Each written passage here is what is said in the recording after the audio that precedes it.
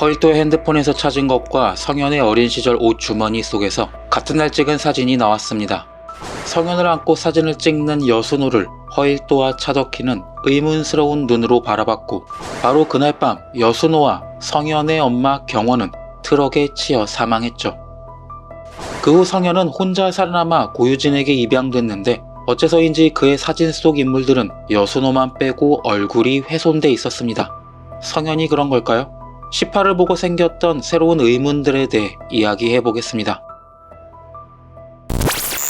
모든 이야기의 시작점이 10화에서 등장했는데요. 그건 바로 허일도가 학생운동을 하다 잡혀서 구타를 당한 사건이었습니다. 수많은 경찰들에게 집단 폭행을 당하던 허일도는 부어터진 얼굴과 덜덜 떨리는 손으로도 절대 친구들의 이름을 적지 않았고, 결국 당시 검사였던 염장선이 조사실에 들어왔죠. 염장선은 다른 경찰들을 모두 내보낸 후 허일도에게 다시 한번 기회를 줬지만 아무것도 적지 않는 허일도에게 분노의 방망이질을 시작했습니다. 그런데 우리가 아는 사실이 있습니다.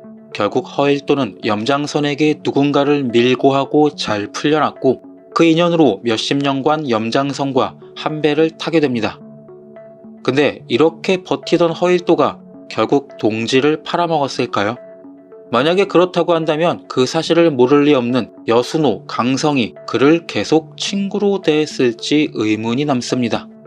그랬기 때문에 저는 허일도가 진짜 친구들을 밀고 한 게 아니라 염장선의 꼬임에 넘어가 전혀 상관없는 다른 학생들을 밀고 했고, 그 죄책감을 인질로 삼아 염장선의 꼭두각시로 살아가게 된 거라고 생각합니다. 죽기 직전까지 두들겨 맞으면서도 버티는 허일도를 보며 염장선은 이렇게 말했을 겁니다. 우리는 그저 책임을 질 누군가가 필요한 거지, 그게 꼭 네 진짜 동지들의 이름일 필요는 없다. 그러니까 여기 명단에 누구든 좋으니 아무나 다른 사람 이름을 써 넣으라고.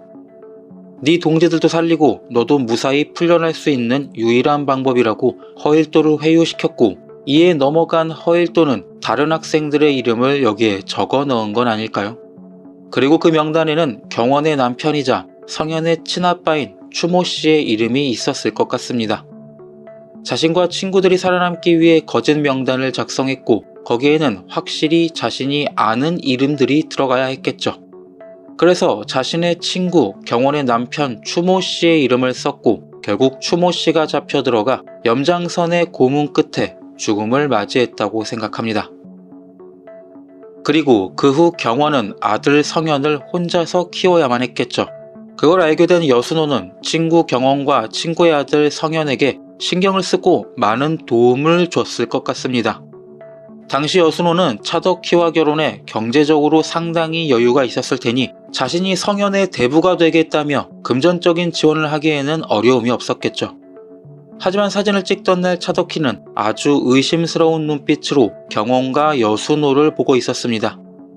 차덕희 입장에서는 이상했겠죠. 남편 여순호가 자꾸 경원과 성현을 신경쓰고 성현에게 대상가의 배지를 준 걸 보면 이 아이가 머리가 아주 좋으니 대상가의 양자로 들여 후계자로 키우자고 제안했던 건 아닐까요? 그래서 결국 차덕희는 경원과 여순호가 불륜 관계이고 성현이 여순호의 아들이라 의심했던 것 같습니다. 그렇다면 이날 남편 여순호와 경원, 성현을 죽인 게 차덕희일까요? 그건 아닐 것 같습니다. 그렇다고 하기에는 허일도가 사고 현장에 있었다는 이야기가 성립되지 않거든요. 여순호를 죽인 건 역시 염장선이라고 생각합니다. 염장선 입장에서는 때마침 경원과 그의 아들까지 함께 죽일 수 있는 찬스였거든요. 허일도에게서 가짜 명단을 받은 염장선은 억울한 학생들을 잡아 가두고 고문하고 죽였을 겁니다. 그리고 이때의 활동이 국정원 민들레 팀에 의해 사찰당한 게 아닐까요? 염장선의 수사 방식은 결과를 내기 위해 법을 어기고 억울한 희생자를 양산해냈죠. 당연히 민들레 팀의 사찰에 의해 염장선의 비리가 기록됐고, 이건 염장선에게는 큰 약점이 됐을 겁니다.